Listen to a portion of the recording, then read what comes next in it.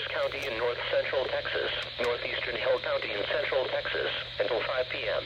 At 4:33 p.m., a severe thunderstorm capable of producing a tornado was located near Bynum, or 8 miles east of Hillsboro, moving north at 45 miles per hour. Hazard, tornado. Source, radar indicated rotation. Impact, flying debris will be dangerous to those caught without shelter. Mobile homes will be damaged or destroyed.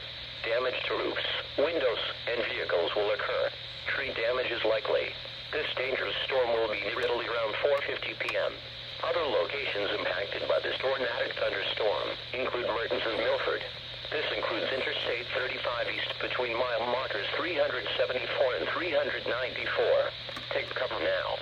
Move to a basement or an interior room on the lowest floor of a sturdy building. Avoid windows. If you are outdoors, in a mobile home, or in a vehicle, move to the closest substantial shelter and